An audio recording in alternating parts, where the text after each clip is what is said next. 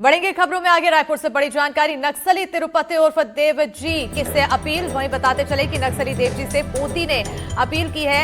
नक्सली देव जी से हथियार छोड़ने की अपील की है। ऑपरेशन कगार को लेकर जताई है चिंता। नक्सली देव जी से घर लौटने की अपील की गई। देव जी का नक्सली महासचिव पद के लिए नाम है।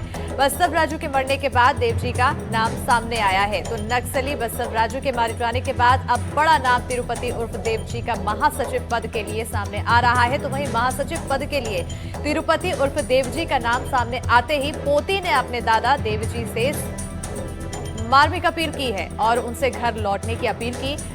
सुमो नाम की इस पोती ने अपने दादाजी देव जी से हथियार छोड़ने की अपील की है और उनसे घर लौटने की भी अपील की है। तो बड़ी खबर से आप सभी को रूबरू करा रहे हैं। ప్రియమైన పెద్దనాన్న తిరుపతి తిరుపతి అలియాస్ దేవ్జీ ముందుగా మీ పాదాలకు నా నమస్కారాలు. ఆపరేషన్ కగార్ పేరిట జరుగుతున్న ఎన్కౌంటర్లు పదుల సంఖ్యలో ఉండడం వల్ల మన కుటుంబానికి ఎంతో ఆందోళనకు గురి చేస్తున్నాయి.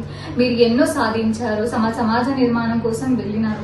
కానీ ఇప్పుడు మీరు తిరిగి వచ్చేయాలని కోరుకుంటున్నాను. ఇలాంటి క్లిష్ట పరిస్థితుల్లోనైనా మీరు తిరిగి ఇంటికి వచ్చేయాలని మనస్ఫూర్తిగా కోరుకుంటూ మీ కుటుంబ సభ్యులు కంటతడి పెట్టుకుంటూ ఎదురు చూస్తున్నాము.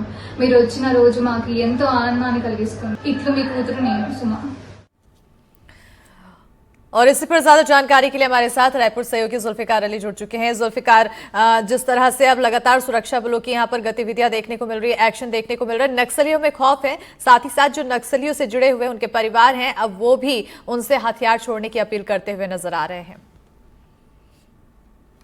बिल्कुल, जिस तरीके से नक्सलियों के खिलाफ लगातार एंटी नक्सल ऑपरेशन 2024 की शुरुआत से चला, या ये कहें कि छत्तीसगढ़ में भारतीय जनता पार्टी की सरकार बनी और उसके बाद से केंद्र सरकार और राज्य सरकार के बीच में जो सामंजस्य बना और उसके बाद से लगातार एंटी नक्सल ऑपरेशन तेज किया गया और केंद्रीय गृह मंत्री अमित शाह ने मार्च 2026 में बस्तर ही नहीं पूरे देश से माओवाद को खत्म करने की बात कही। तो उसके बाद से लगातार जो एंटी नक्सल ऑपरेशन चल रहे हैं, तो उसके बाद हम देख रहे हैं कि बड़ी सफलताएं सुरक्षा बलों को मिली हैं।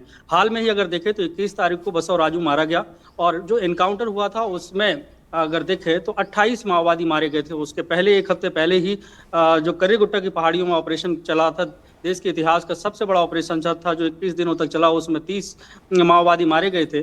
तो कुल मिलाकर जिस तरीके से माओवादी मारे जा रहे हैं और बड़े कैडर के माओवादी मारे जा रहे हैं, तो उससे समझा जा सकता है कि माओवादियों की जो कमर है वो टूट गई है और उनकी तरफ से कई सारे पत्र लिखे।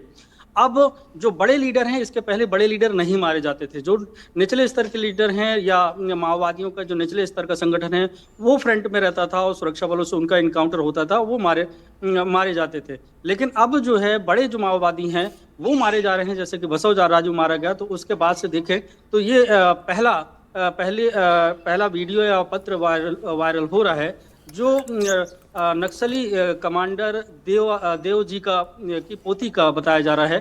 और उनकी जो पोती ने सीधे तौर से अपील की है और अपने दादा को बोला है कि वो मुख्य धारा से जुड़ें और सरेंडर करें और उनको वो परिवार में आए, परिवार को उनकी जरूरत है।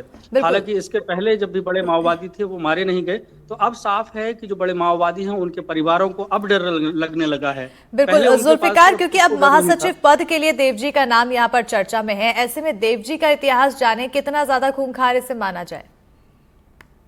देव जी का इतिहास, क्योंकि माओवादियों में अगर देखा जाए तो जितने भी टॉप लीडर हैं कहीं ना कहीं किसी माओवादी घटना से को अंजाम देने में वो मास्टरमाइंड रहे हैं। 2007 में दंतेवाड़ा के गीदम के पुलिस स्टेशन में जो हमला हुआ था उसका मास्टरमाइंड और उसको लीड देव जी ही कर रहे थे। और पीएलजी जो है माओवादियों का जो संगठन, और उसके को अभी फिलहाल ये लीड कर रहे हैं। 2008 के पहले, अगर 18 के पहले देखें तो इसी पद पे बसव राजू था और उसको प्रमोशन होने के बाद या उसे प्रमोट संगठन ने किया और वो महासचिव पद पे पहुंच गया था। अब बसव राजू के मारे जाने के बाद देव जी के नाम की चर्चा है कि वो उसका कमान संभाल सकता है और महासचिव पद उसको दिया जा सकता है, क्योंकि माओवादियों के टॉप जो कमांडर्स हैं या टॉप पोस्टों में से अगर एक देखी जाए तो सबसे बड़ी पोस्ट महासचिव की होती है। सीसी मेंबर उसके नीचे आते हैं क्योंकि सेंट्रल कमेटी के जो सदस्य हैं। तो देव जी की बात जो है वो बेहद ही खुखार और रणनीतिक तौर से रणनीति बनाने में माहिर है।